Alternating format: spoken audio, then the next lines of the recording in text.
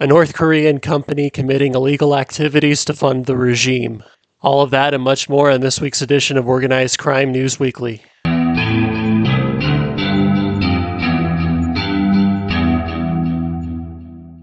Welcome back to Organized Crime News Weekly. This is the weekly show where we discuss the goings-on in the global criminal underworld. Before I start, I just want to remind everyone to please like, share, and subscribe so we can help grow this channel. Also, please make sure to support my channel. You can do that by just contributing $2.99 a month. Any contribution is greatly appreciated, and it helps me to continue making these videos. At the end of each video, I will give a shout out to each individual who contributes. On July 24th, an Interpol red notice was issued for the arrest of Hernan Bermudez Requena, the former Secretary of Public Security of the state of Tabasco in Mexico. Back in February, he was charged by the Mexican authorities with crimes such as criminal association, extortion, and kidnapping. Bermudez's placement on Interpol's red notice comes just a day after his right-hand man in his criminal activities, former federal police officer Ulises Pinto Madera, was arrested for crimes that include drug trafficking and fuel theft.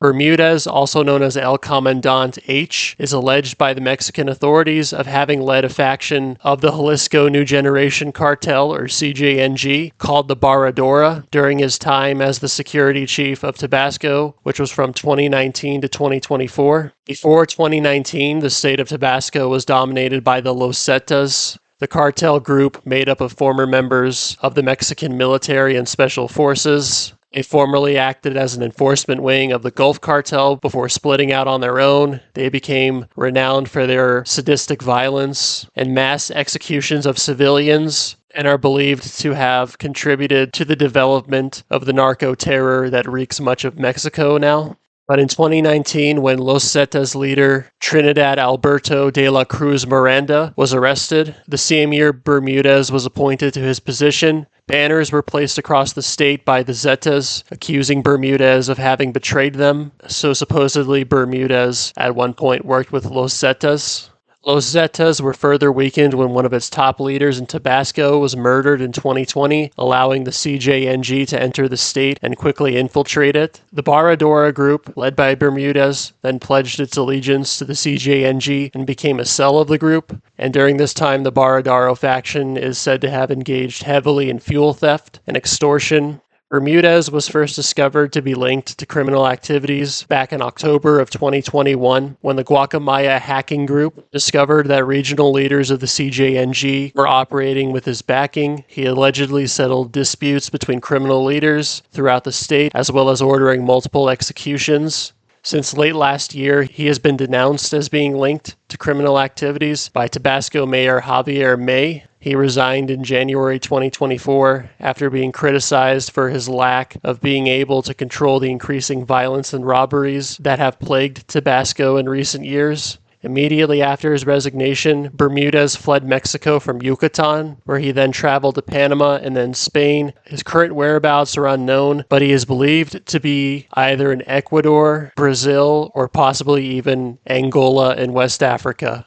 This is just another example of political corruption in Mexico that just never seems to go away. Part of the reason why the Mexican cartels have come to dominate organized crime on a global stage is because of their ability to bribe high-ranking politicians and police officials, and this is a perfect example of that. The Jalisco New Generation Cartel is now said to be the most powerful Mexican cartel after the fracturing of the Sinaloa cartel, and it is due to men like Bermudez that they are able to operate sometimes without impunity and with the cooperation of the police, and this is a trend that will not be going away anytime soon. On the morning of July 28th, Serbian drug lord Zoran Jakitch was found dead in his cell at the maximum security center of the naval base in the Callao region of Peru. He was found unresponsive in his cell during a routine security round, and CPR was performed, but to no avail. As of now, the exact cause of his death is unknown. For decades, Jakitch was a major player in the international cocaine trade and was responsible for tons of cocaine being imported to Europe. He was one of the leaders of a Serbian cocaine trafficking group known as Group America. Group America allegedly has strong ties to the Serbian secret police, as well as possibly the U.S. intelligence community. The reason it's called Group America is because it was founded back in the 1970s by Bosko Radonjic, a Serbian nationalist who had immigrated to New York City from Yugoslavia.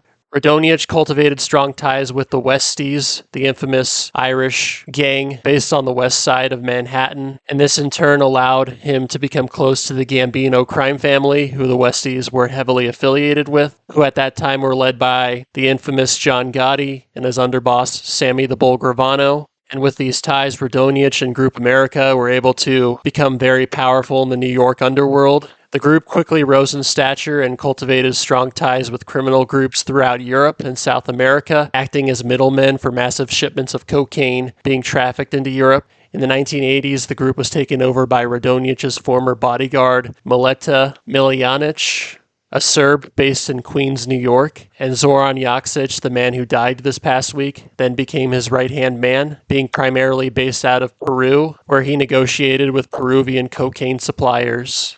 Jakitch was first arrested in Peru in 1998 for trying to ship cocaine in spray cans to the United States, for which he received a 2-year prison sentence. In 2009, he was implicated by Argentinian police in a plot to import liquefied cocaine to Europe in wine bottles and import them through an Italian front company, though he was never prosecuted for this. In July 2016, Jakitch was arrested in the Tumbes Department of Peru while trying to cross into Ecuador for a plot to smuggle 800 kilograms of cocaine out of the country. He was ultimately sentenced to 25 years imprisonment for this plot, but his takedown did not stop him from being able to operate his cocaine business. Behind bars in Peru's Miguel Castro prison, he was afforded privileges denied to other inmates and had access to cell phones. In 2021, Jakitch was implicated in a plot to escape from the prison by an undercover police informant. He allegedly paid $500,000 to have an underground tunnel constructed and paid at least $1 million for a helicopter, as well as RPGs and assault rifles, to aid in the escape. For this escape plot, Jakitch teamed up with a member of the Sinaloa cartel by the name of Salvador Valencia Ayala and 2 other drug lords, but it was ultimately foiled in April of 2021, and Jakitch was transferred to the prison that he remained at until his death this past week. As I mentioned earlier, it's unknown exactly how he died. It's unknown if he died from natural causes or if he was potentially killed by a rival. There's been no specification at all as of yet. But I still wanted to bring up this story because of how influential a figure Jakitch was in the international cocaine trade. He operated at the highest levels of the international cocaine trade for over 30 years, cultivated relationships with some of the strongest and most powerful criminal organizations in the world, such as the Sinaloa Cartel and Italian mafias, all the while maintaining strong ties to Serbia's secret police and intelligence services. He was considered one of the most powerful members of what is termed the Balkan Cartel. In recent years, drug traffickers from the Balkans, particularly countries like Albania, Serbia, Montenegro, and Bosnia and Herzegovina, have become some of the most influential players in the international cocaine trade, with many of them being based directly out of countries in South America, such as Jakitch, and they coordinate massive shipments of cocaine on cargo ships and sailing vessels. Jakitch's death will certainly leave a void in the ranks of the Balkan Cartel, as for over 30 years he remained one of the men most responsible for flooding the continent of Europe with cocaine. On July 14th, the United States Treasury Department announced that it was placing sanctions on the Korea Sobaiksu Trading Company, as well as offering awards from $3 to $7 million for the arrests of 3 individuals associated with the company by the names of Kim Si-yoon, Jo Kyung-hoon, and Myung Chol-min. Also charged were 4 other individuals involved with the company. These sanctions are due to the company's efforts to finance North Korea's nuclear and ballistic missiles programs, as well as evading existing sanctions placed on North Korea by the U.S. and the United Nations. These individuals were charged back in March with crimes that include conspiracy to violate the International Emergency Economic Powers Act, conspiracy to commit bank fraud, and conspiracy to commit money laundering. Since 2007, they are alleged to have imported tobacco into North Korea and paid for it in U.S. dollars in violation of U.S. sanctions against North Korea. This tobacco would then be used to produce counterfeit cigarettes, as well as smuggling other goods into the country. They allegedly used front companies to launder the illicit proceeds with the aid of unsuspecting U.S. banks.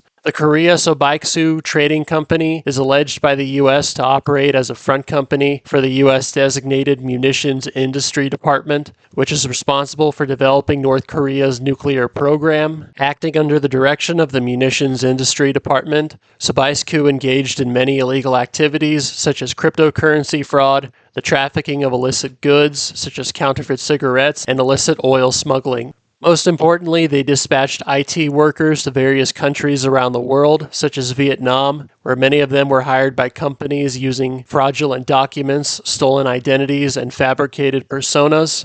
Once hired by these companies, they would inject malware into these corporate networks, as well as turning their wages over to the North Korean government. It is also thought that much of the money being generated with these kinds of illegal activities is also being used to develop ballistic missiles for Russia to use against Ukraine. Since last year, North Korea has been heavily supporting Russia's invasion of Ukraine, even providing soldiers to aid in the invasion, with many of them being killed in action. This is not the first time that North Korea has been accused of using funds from illicit activities to finance the regime. Some of you who are listening might be aware of Office 39. It is a bureau of the North Korean government that acts as a slush fund for the regime. Under its auspices, many illegal activities are carried out, such as the ones I mentioned previously: tobacco smuggling, counterfeiting of goods, illicit oil smuggling, as well as the manufacturing and trafficking of methamphetamine. North Korea, like many other countries viewed as enemies by the United States and Europe due to heavy sanctions, are increasingly having to rely on the criminal economy. I talked about this with countries like Iran, Venezuela, and Russia, and North Korea also is one of these examples. The 7 men charged and sanctioned this past week all remain on the run. It's possible some of them are hiding out in North Korea, which would make it almost impossible for them to be brought back to justice. But I'm sure this is not the last example that we will see of North Korea increasingly turning to criminal activities to finance its increasingly isolated regime. All right, that's going to do it for this week's edition of Organized Crime News Weekly. Thank you so much for tuning in. Special thanks to Julia Gates 4573 for contributing to this channel. I'll be back next week to report on more stories concerning the global criminal underworld. Thank you so much for tuning in.